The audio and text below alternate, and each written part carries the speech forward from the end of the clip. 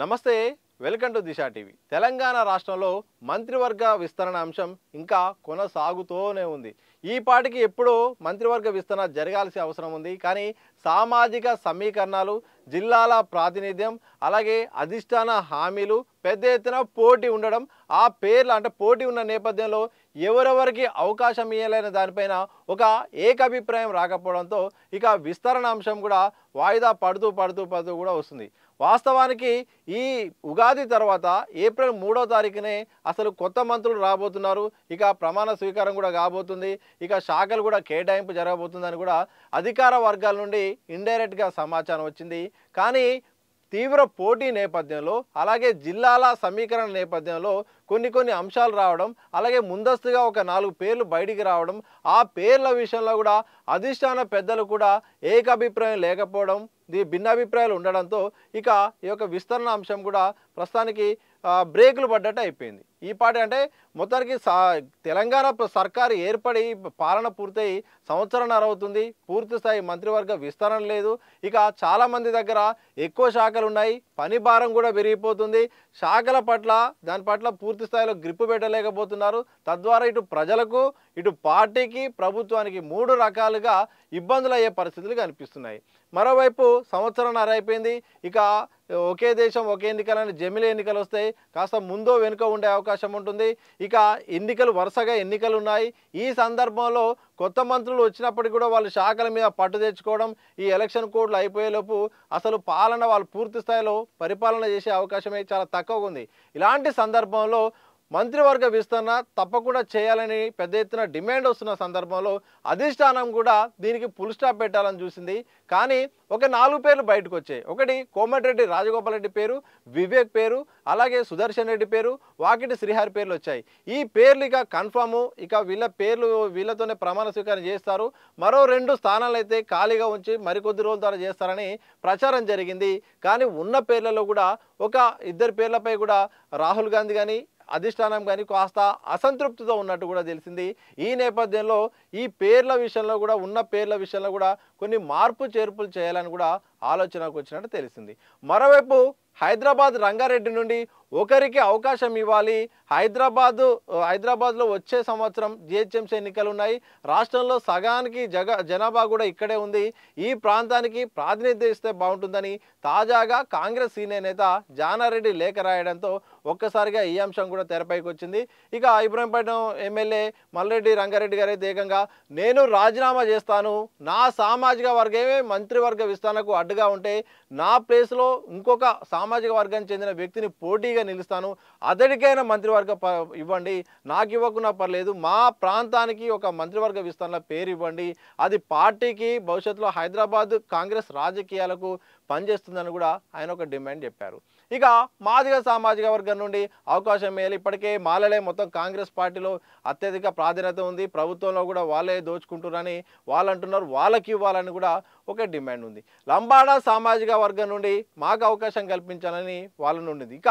Minority నుండి మాకు ఇవ్వాల్సిన అవసరం ఉంది ఎక్కువగా ఓటు బ్యాంక్ అంతా మేమే ఉన్నాము జిహెచ్ఎంసీ ఎన్నికల్లో మా ప్రభావం ఉంటుంది దాన్ని దృష్టిలో పెట్టుకొని మాకు ఇవ్వాలని కూడా వాళ్ళు అంటున్నారు ఇలా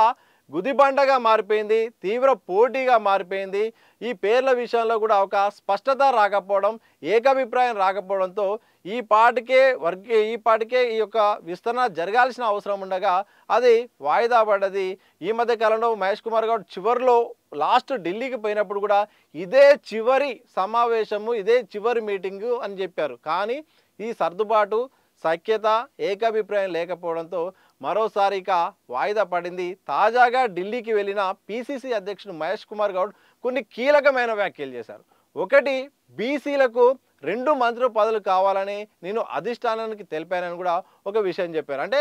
ఆయన చెప్పిన దాని ప్రకారం ఇద్దరు బీసీలకు కావాలని చెప్పారు మైనారిటీలకు తప్పకుండా ఒక మంత్రి పదవి రాబోతుందని కూడా ఒక సంచలనమైన విషయాన్ని చెప్పారు. ఎందుకంటే మనం డిస్కస్ చేసిన దాని ప్రకారం మైనారిటీ అనే అంశం లేదు. అంటే 4 పేర్లు ఒకటి వినిపించాయి. తర్వాత మైనారిటీ ప్లస్ బీసీ అన్నాడంటే మొత్తం ఆయన మాటల ప్రకారం మాత్రం 4 స్థానాలు కాదు, పూర్తి స్థాయిలో 6 స్థానాలకు సంబంధించిన పేర్లను అధిష్టానం ప్రకటించబోతుందన్న ఒక విషయాన్ని అయితే చెప్పగానే చెప్పారు. ఇక మైనారిటీకి ఆయన కన్ఫర్మ్ కావడం తెలియడంతో ఇక అసలైన సమస్యల రంగారెడ్డి జిల్లాకు వస్తుందా, జిల్లాల ప్రాతిపదిక ప్రకారం ఇక కులాల ప్రకారం మాత్రం ఎస్టీకి అలాగే ఎస్సీ మాదిగకు వస్తుందా లేదా అనేది కూడా ఒక ప్రశ్న ఉంది. ఈ విషయంలో చిక్కుముడి ఉండడం, ఇటు రాష్ట్ర నేతలు అలాగే అధిష్టానం పేర్ల విషయంలో ఏకాభిప్రాయం లేకపోవడం, ఇక పోటీ ఉండడం, ఇలా రకరకాల కారణాల వల్ల మాత్రం మంత్రివర్గ విస్తరణ వాయిదా పడుతూ వస్తుంది. ఈ విషయంలో ఇటు పాలనాపరంగా ఇబ్బందులు వస్తున్నాయి. ఇటు పూర్తి స్థాయిలో ఇప్పుడు సీఎం దగ్గరే విద్యాశాఖ ఉంది, హోంశాఖ ఉంది. ఇటు శాంతి భద్రత విషయంలో ఒక సీఎం స్థాయిలో ఉన్న వ్యక్తి పూర్తి స్థాయిలో ఆ శాఖ పైన ఎప్పటికప్పుడు నిఘా గ్రిప్పు పెట్టలేరు, సమీక్షా సమావేశాలు నిర్వహించలేరు. తద్వారా పాలనాపరమైన ఇబ్బందులు వస్తున్నాయి. విద్యా సంబంధించిన చాలా విషయాల్లో కూడా నిరసనలు వ్యక్తం అవుతున్నాయి, విజ్ఞప్తులు వస్తున్నాయి. సీఎం స్థాయి వ్యక్తిని ప్రతి విజ్ఞప్తి ఆయన చూడలేరు, ఆయన ప్రతి ఒక్కరు కలవలేరు. అందుకోసం ఇలా శాఖలను విభజించకుండా ఒక మంత్రి దగ్గర 2-3 శాఖలు ఉండడం వల్ల ఆ శాఖలకు వాళ్ళు న్యాయం చేయకపోవడం వల్ల ప్రభుత్వానికి నష్టం వస్తుంది. ఒకవైపు పార్టీలో చాలామంది మంత్రి పదవి కావాలని వేచి చూస్తున్న వారికి అవకాశం దక్కకపోవడంతో అసంతృప్తి వ్యక్తమవుతుంది. తద్వారా వాళ్ళు అసంతృప్తి లోనవుతున్నారు. ఈ వెరసి రెండు కలిపి ప్రజలకు కూడా ఇబ్బంది అవుతుంది. పూర్తి స్థాయిలో మంత్రివర్గ శాఖలు లేకపోవడం, కొందరి దగ్గరనే ఉండడం, వాళ్ళు అందుబాటులో లేకపోవడంతో పాలనా పరంగా అభివృద్ధి సంక్షేమ పరంగా కూడా ఇబ్బందులు వస్తున్నాయి. ఈ నేపథ్యంలో ఇక ఎటకేలకు మరి విస్తరణకు ఇప్పటికైనా ఒక కొలిక్కి వస్తుందా, ఎప్పటిలాగే దీన్ని ఇక సాగ తీసుకుంటూ ఇట్లా సీరియల్ లాగా కొనసాగిస్తారా, లేకపోతే దీనికి ఒక ఫుల్ స్టాప్ పెట్టాలి, ఇప్పటికే ఆలస్యమైంది, సంవత్సరన్నర పూర్తి స్థాయి మంత్రివర్గం లేకుండా రన్ చేశారు, మహా అంటే ఇంకా సంవత్సరన్నర పాలన ఉంటుంది. ఈ ఎలాగో ఇప్పుడు స్థానిక ఎన్నికలు కంటిన్యూ అయితే మొత్తం ఎలక్షన్ దీనికి సంబంధించిన మొత్తం కూడా దాదాపు ఈ యొక్క ఎన్నికల కోడే ఉంటుంది. ఆ తర్వాత మళ్ళీ ఎన్నికల సంవత్సరం స్టార్ట్ అవుతుంది, ఎన్నికల ప్రచారాల మీదే పని ఉంటుంది. ఇక సంక్షేమం డిపార్ట్మెంట్ల మీద పూర్తి స్థాయిలో ఒక సంవత్సరమే గట్టిగా చేసేది. ఇప్పుడు పూర్తి స్థాయి మంత్రివర్గ విస్తరణ చేస్తేనే ఏమైనా పనిచేసే అవకాశం ఉంటుంది. కానీ ఇక 4 ప్రకటించి 2 ఆపడం, మళ్ళీ ఈ 6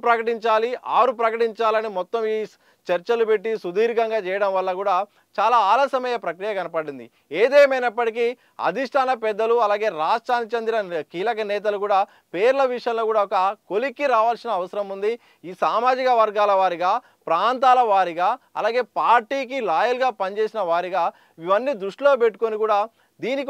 తొందరగా దీనికి ఒక ముగింపు ఇవ్వాల్సిన అవసరం ఉంది. కానీ